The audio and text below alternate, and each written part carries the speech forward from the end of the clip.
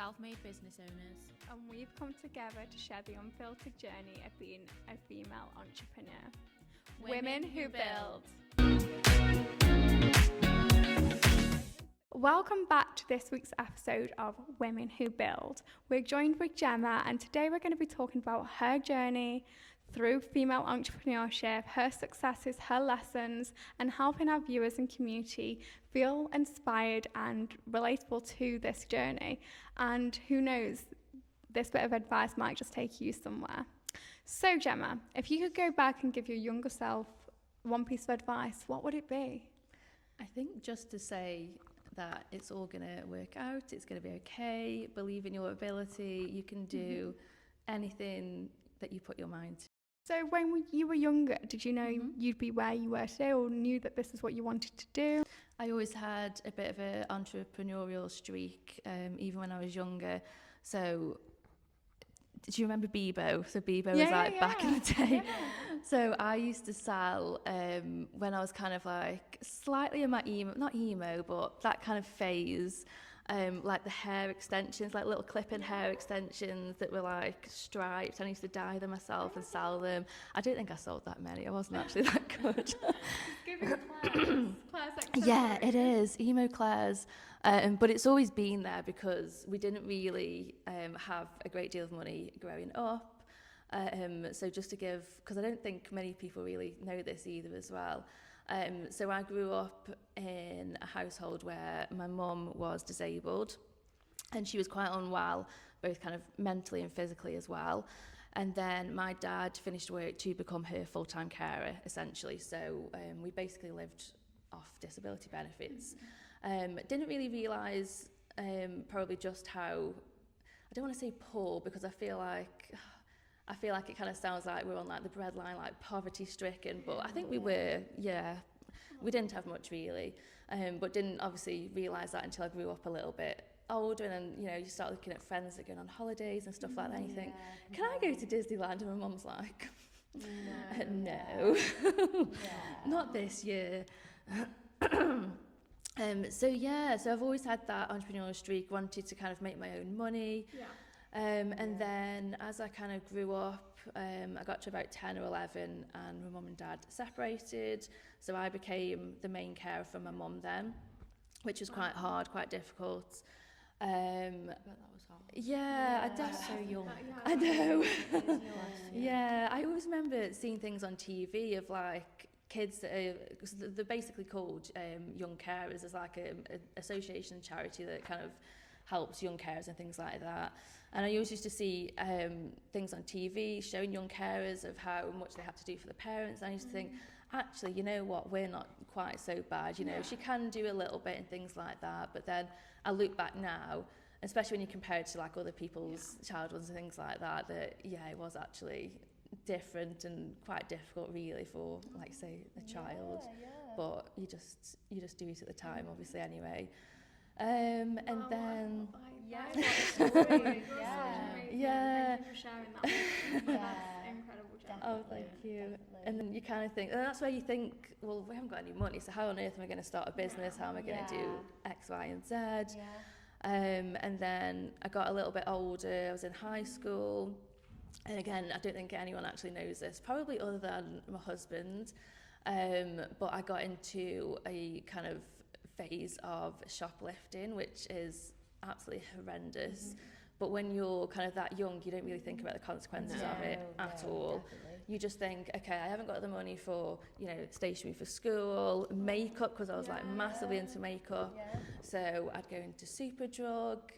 Boots was more difficult. Superdrug was the one. And I think the first few times you kind of do it and you think, this is dead easy, I've got away with this. You think you're going to get away with it for ages. Oh, gosh, and then the problem becomes then you start stealing more and more, and it starts off being like a pack of chewing gum, something really small, and then it's seeing what you can get away with. a Maybelline Matte Mousse or whatever you're using in high school. And then it got to a point where I got caught properly for the first time. It was in New Look of all places, and friends were starting to say, can you put this in, you know, for me as well? So I'm like, yeah, that's fine, you know, you just want to, you know, do it for your friends. Yeah. Bless you. Oh, I didn't realise that was a sneeze. Sorry. It's a cute little sneeze. I know, yeah. And then, yeah, got caught as I was brazenly walking out of New Look in Newcastle. The alarms went off. I was like, shit, this has never happened before. And then I looked behind me, and they were onto us because they were watching our whole move, and they were waiting for that alarm to go off. My friends legged it, and I was just like, so I got caught, basically. And then after that, was it like, I'm giving this all for? Oh God, yeah. It was because they got the police to come. They didn't press charges. I think they knew they weren't, but I think they did want to give me a bit of a scare. Yeah. So. How old were you at the time? So I was still in high school.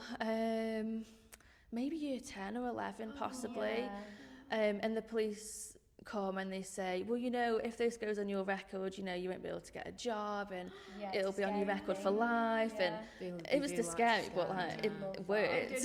Like bloody hell, I was like, shit, okay. Sometimes though, like being told off or getting caught or doing something like that, you have to have a bit of a wake up call, because if you didn't get caught, absolutely. Well, this is it, absolutely. Shoplifting now. For sure, yeah, absolutely. You'd see me in the Sentinel. Embarrassing. Speaking of embarrassing, when I got caught there, they had to have like a photo, my photo. So I had a mugshot taken still. Oh my gosh, a mugshot. Like no one That knows will be this. somewhere in the files. This is what I think about it Send now. them your recent content because you're playing in that one. Absolutely. So they obviously banned me from going in the shop. They said, well, you can't come back here again, you're banned. I'm like, damn it, so I can't love New Look. Just online shopping now. Yeah, absolutely. And then obviously that all stopped, and the whole time, like, my parents had no idea, because I was like living with my mum, and she was kind of so unwell. She was more kind of embroiled in her own kind of life and what was going on, and like literally no one realised. So I probably had a bedroom full of stuff that she knew she hadn't bought, but it just went under the radar, basically. And from there, kind of booked my ideas up, started college, was really into art, so I wanted to do graphic design, so that's why I still like doing it now. Like all my businesses, I will say I'm quite good on Canva, you know, I'll blow my own trumpet there, because I really like doing it. But I remember getting to the second year and walked in after the summer break, and I just sat there and everyone else was cracking on. I was just like, I don't think this is what I want to do. Like, I'm completely lost. I don't know what I'm meant to do. I've got a blank piece of A1 paper, but I've got no idea what I'm going to do on it. So I literally just thought, right, let's go to the toilet. And then I ended up just leaving. I didn't even say I was going to the toilet. I just got up and left. I thought, no one's even noticed that I've gone anyway. So, okay. Went home and kind of thought, oh, Jesus, what am I going to do now? Like, I don't really know what else I want to do with my life. And I remember flicking through the college kind of brochure of like all the courses and things you could do, and kind of landed on beauty therapy. And back then, I mean, I don't even know if this was the case, but in the back of my mind it was like, oh, that's the course people do if they're not academically good, you know, you know, that people choose if they don't know what to do. Yeah, which obviously is not correct at all. No, it is not. First of all, but obviously that's in the back of my mind. And, Yeah, it always is. What's my mum and dad going to say? You know, they're not going to let me do that. And then I told my mum, and she was like, yeah, okay, that's fine. And that was like the start of everything, essentially. And I remember when I walked out of college, I went to my mate's flat, which wasn't far from Newcastle College, and she was just kind of dossing, and there was another like guy in there, he was dossing. I just thought, I can't be dossing, no, like I don't think, again, like my entrepreneurial streak will let me doss. It's just not going to happen, so I need to put my ideas up. So it just shows everything happens for a reason. Yeah, the journey. Every little journey, the shoplifting. That's it all even comes the into play. You created the woman that you are now. And I think, you know what, if I had a really, I mean, how many people truly have an easy kind of childhood anyway, but I feel like if I did, would I have the drive that I have today to want to do better? And now I have my own daughter, and I want to be taking her on holidays, because I never kind of went away. It's kind of along that line, really. So What's your daughter's name? yeah, Isabel. She's gorgeous, but she's feral at the minute. Yeah, God, don't I know it. So that's where it all began, my career in beauty, essentially. That's a good I was so engrossed, even though I was just seeing it. I was like, that is exactly why I always think, like, I finished college, got my first salon job, managed to get a car, because long story short, when I started driving, I was in my mum's carer, so I got a Motability car. It was like a brand new Ford Fiesta, and I thought I was the shit in this Fiesta. But then when I gave it back, something happened. Maybe it was around the time I was moving out, so I had to obviously give it back because it wasn't for disability use. And I thought, I'm never going to buy a Fiesta ever again. Like, imagine thinking that. Like, I was Googling, like, the costs every month. I was like, this is going to be too expensive. Yeah. Like, how am I going to get it? And then I think now, back to that, and I've got my car that was on, you know, my, what do they call it? Vanessa mentioned it in her talk, her vision board. That was it. Yes. So the car I've got now is, like, on my vision board. I think, That's amazing. like, young Jemma would be so pleased. With my hairdresser car. But I love it, yeah. So yeah, I always think back to what I have achieved and where I thought I couldn't do it. I couldn't get my Fiesta, and now I've got. Now you've got now you've got your dream car. So I feel like I don't say it to myself enough, but I am. When I look back, I get really proud of myself. you should. Yeah. Well, I'm obsessed with do that at the minute. what is going on from that? What is it that you're most excited about for your future business? It's going to sound daft, but nothing in particular at all. It is just knowing, like, where else my career can take me, really. That's it. And just being really excited for seeing where it takes me. I've never really had a 5-year plan, barely even, like a 2-year plan. Not really, which will work for some, but probably not work for many others in business, but everything I've done, I've kind of gone with the flow, what's current at the minute or what's upcoming. Like with the permanent jewellery, like when I got a year into doing permanent jewellery, I absolutely never would have thought a year before that I would be doing jewellery. It's so far from like my beauty career. But I literally do just go with the flow. Well, it works. Yeah. Works for you. Yeah, that's it. What legacy do you hope to leave through the work that you do?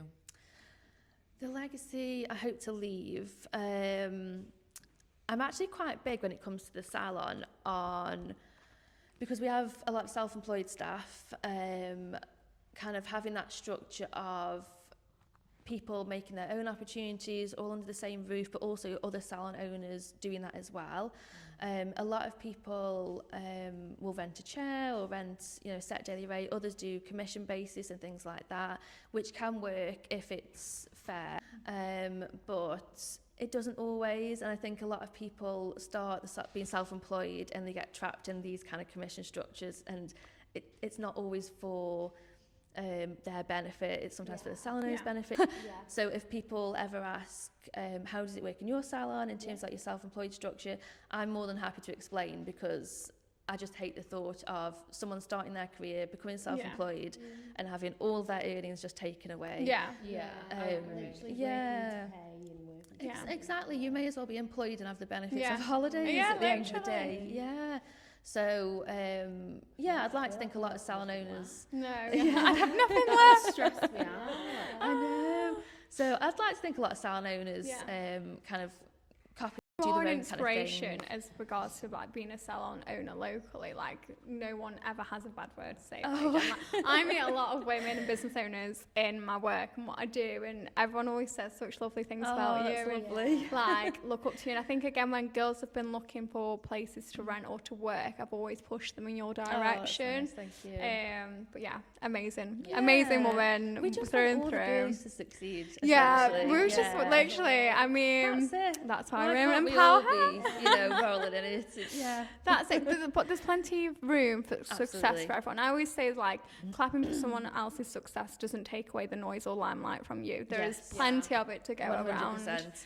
And everyone's, got their own kind of style, the way they work Yeah. and the treatments they offer. You might all offer lash extensions, for example, but some people will focus on wispy, they'll specialise, and we all target a particular group of clients and a particular audience, so there's more than enough to go around. And that's it. Well, me and Jess are a prime example. We're two lash techs that have a salon together business. And there's no competition. That's it. We've never had that in the salon either. Like there's sometimes 3 people that all do the same thing, but we've all got our own you can tell that each specialities. Different clients, different audience. That's it. I love it. It's so cute. And I actually said this week. All my clients, when they leave, they're like, see you later, like, bye, Jess. And then Jess's clients will be like, bye, Em. Oh, that's so cute. I love it. Love it. That's lovely. When I hear bye, Em, I'm like, Bye, guys. Oh. What advice would you give to fellow salon owners on how to manage a team and running a salon? Because like I said, you are such a big inspiration locally and you run an incredible salon. How do you manage your team? Like, what advice would you give to salon owners on having a team? Okay, so first of all, I would love to just put out there, I actually find this really difficult, the people side of things, and it's partly why I don't employ, because people management is not my bag, but obviously there is a big aspect of that, even when you're self-employed, you have a self-employed team as well, but like touching on before, all you can do is be as fair as possible, you know, help and support your staff. You've kind of got to have that back as well, so you can give, you know, all the help and support to someone, but they've got to also put the work in as well. And some days they might need a bit of motivation just to, you know, get the ball rolling, but I think they've got to put the work in as well. But if that happens, they can succeed, they can do absolutely anything they want to. And it's nice in the salon because everyone supports each other, and I know a lot of other salons are like that as well. So it just helps having a really nice environment, being really fair in terms of your structure with self-employed rent, commission, things like that. What gave you the idea to do permanent jewellery? Yes, so this started, I was scrolling TikTok like I do most days, it's an addiction. And I just kept seeing it pop up on TikTok, and I was like, oh, that's really clever, because I love wearing jewellery. I can't be bothered to take off all my earrings, I sleep in everything. So this makes so much more sense. And then I remember putting it on our group chat in the salon saying, someone should do this in the salon. Like, I've looked into it, it's really big in the US and it's really big in salons, it kind of goes hand in hand. And then the more I looked into it, I was like, I think I want to do this myself. Like, I'm busy, but it doesn't take too long, and it just might be the thing that I need to give myself a boost again, because I know when you've done the same thing, and you know, obviously you see the same clients, which are great, but you see them every week, and it's just the same. You do need something else to kind of spice it up a little bit, and that's what it was for me. And now it's taken me even further into that side of things, to where, like I was saying, we sell the supplies for other permanent jewellery artists. It's huge now. And you ever thought? Yeah, we train as well. So it's just, like I say, from one point thinking, if someone was to have told me, like, you're going to get into jewellery, I just would have thought, don't be ridiculous. But it's, again, it's just how the ball has rolled, and how it's taken me, basically.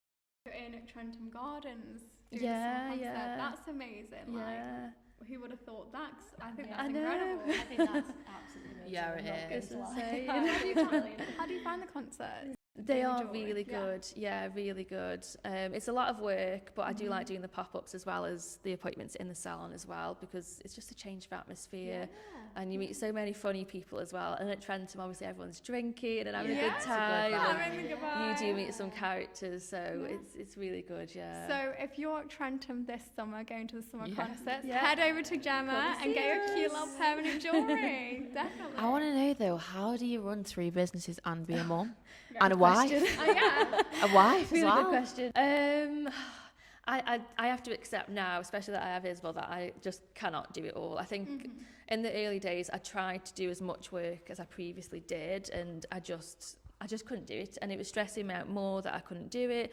I've got all this list of things to do, and I've got no time, and you know, it just would frustrate me. And then I got to a point where I kind of had to accept it, as I was kind of going into motherhood, and just thinking, okay, this is life now, and Yeah. you know what, we have to adapt to it because Isabel comes first. 100%. I have still got the businesses, but there's only so much I can do.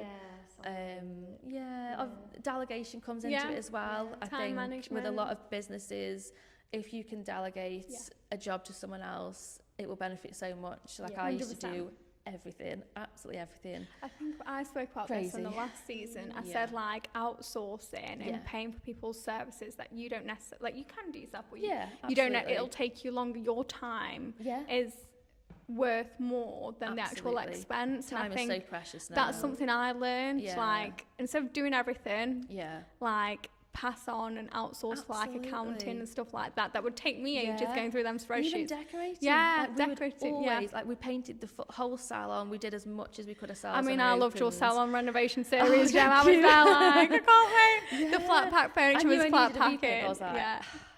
my daughter Okay. was just literally just being born. Yeah. We're doing it straight after Christmas, and Yeah, that was we crazy, can't yeah. do it. No. There was a point where like I tiled the kitchen, the salon bathroom. Yeah. I tiled it myself. Me and my dad would stay there till midnight, chiseling all the old towels away. Is that the next business venture, Jemma Absolutely Elizabeth? not.